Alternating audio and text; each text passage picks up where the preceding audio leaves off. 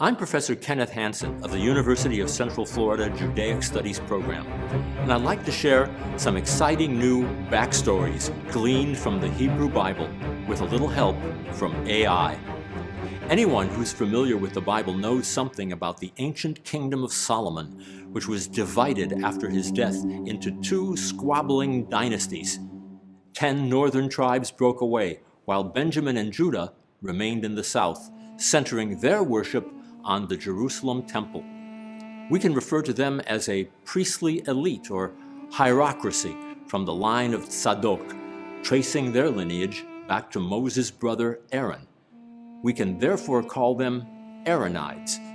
The priestly class in the north, centered around the shrine of Shiloh, were from Moses' line, and we can call them Mushites. Of course, mysteries abound, and so do adventurers and textual archaeologists, like this fellow who might look familiar. For over 2 centuries, back and forth conflict consumed both northern and southern kingdoms in a veritable Game of Thrones.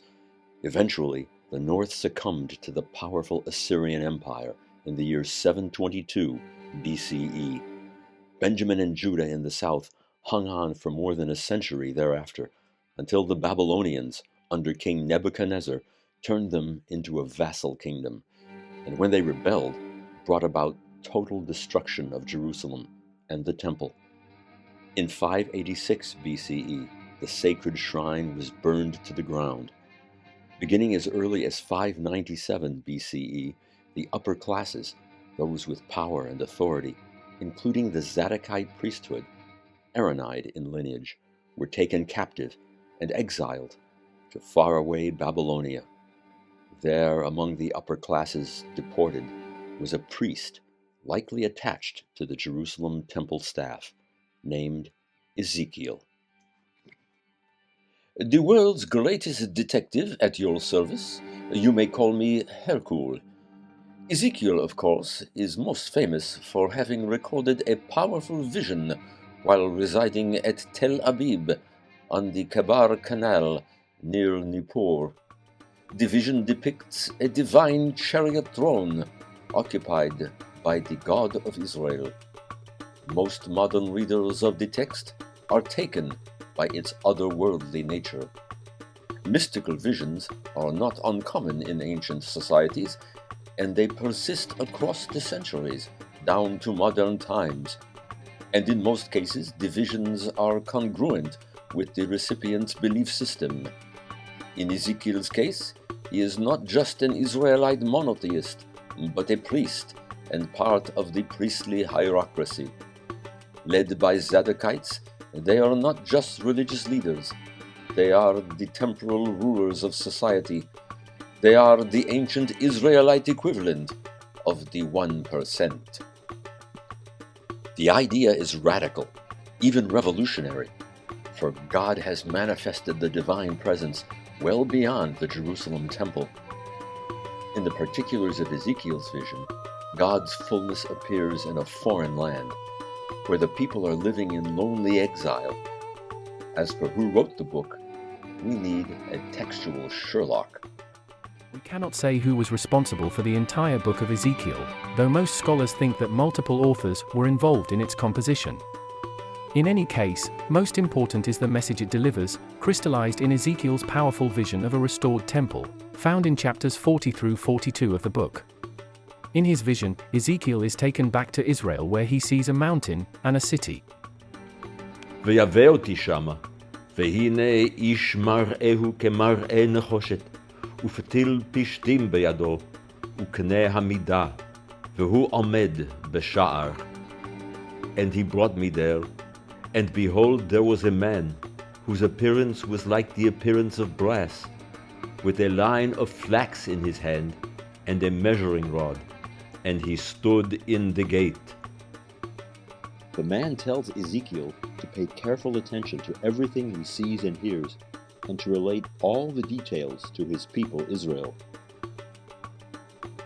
Haged et kol asher ata ro'eh lebeit Israel. Declare all that you see to the house of Israel.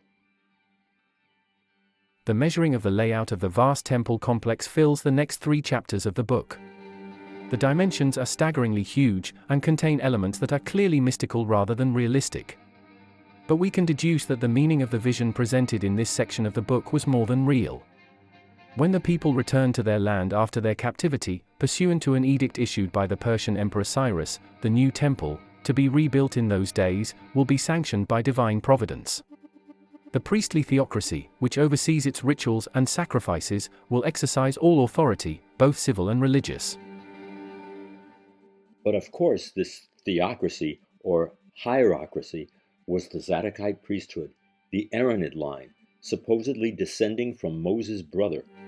This is later mentioned by the man of brass with the measuring rod, who stresses the sons of Tzadok. והלשכה אשר פניה דרך הצפון לכהנים שומרי משמרת המזבח, המה בני צדוק, הקרבים מבני לוי אל השם לשרתו. And the chamber facing to the north is for the priests, the keepers of the charge of the altar. These are the sons of Tzadok, who from among the sons of Levi come near to the Lord to minister unto him. What about the rest of the Israelites, the majority of the people, who were not exiled, but remained in the land? The Mushite line, which spawned, among others, Jeremiah, who claimed to have descended from Moses himself. We need to get the bigger picture, that the last half of the 6th century BCE was dominated by the Zadokites. Their chief target was the Levites, the priestly tribe, whose ranks were filled by a large number of Mushites. That is because the Mushites had long ago been removed from their current position in Solomon's temple, whereupon they were amalgamated into the ranks of the Levites. When the Zadokite-dominated exiles returned to the land, conflict with the Levitical priests who had remained in the land was inevitable. They were the ones who carried on the activity around the altar site during the dark years of exile. After the exile, we may deduce that the conflict deepened further, as the Visionaries saw the Israelite aristocracy, under the high priest Ezra, in cahoots with the Persians, who ruled the region. This they perceived as a threat to the very autonomy and lordship of Israel's God, who required no human agency to bring about the divine plan of redemption. They still remembered the horrible legacy of the Zimride dynasty in the north. They also remembered the oppressive rule of Judah's king Manasseh, and consequently had no stomach for foreign rule of any kind. Indeed, my detective friends, Persian influence, they felt, had resulted in the corruption of religious and civic leaders. Such corruption was present in the tolerance and compromise connected with the established national cult. It didn't matter that as they achieved dominance, the hierocrats promoted an attitude of conciliation. Interestingly, the prophet Ezekiel regularly refers to the sons of Tzadok, quite favorable to the Zadokite hierocrats.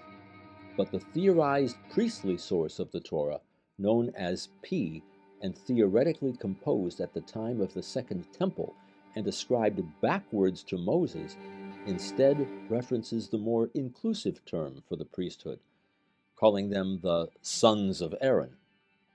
The P source was preoccupied with cult and law, with no interest in apocalyptic speculation. The so-called chronicler, responsible for the books of Chronicles, was of the same mindset. We can also deduce that the conflict between the Zadokite, Aaronide priests and Levites likely involved other groups who served in the temple: singers, servants, gatekeepers. In the end, it appears that the Levites gradually lost status during the Second Temple period. The Zadokites, by contrast, formed a hierarchy with the support of the Persians, and we can deduce that they were responsible for Ezekiel 40-48, the early chapters of Zechariah, and the books of Haggai and Chronicles. Of course, the society that developed under Ezra and Nehemiah, governor of Persian Judea under Artaxerxes I, was limited in size to the territories of Judah and Benjamin. It amounted to a compromise lacking eschatological hope. The Visionaries longed for complete restoration based on prophetic promises. This caused even more conflict, which centuries later culminated in the schism between the Sadducees, descendants of the hierocratic priesthood, and the pietistic group known as the Hasidim, which emerged during the Maccabean revolt of the 2nd century BCE.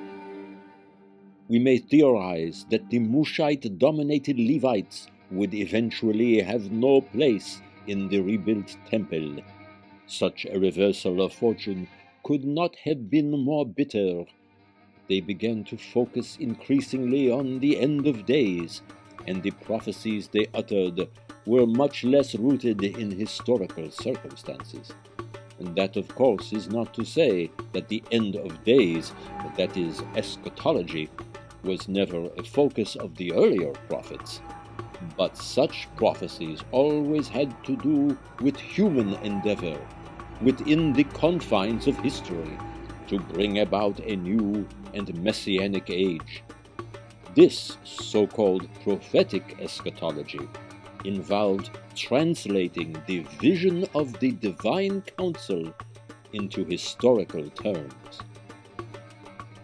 As events progressed, we may deduce that the Visionaries increasingly focused on a program of restoration, to be initiated and carried out by God alone.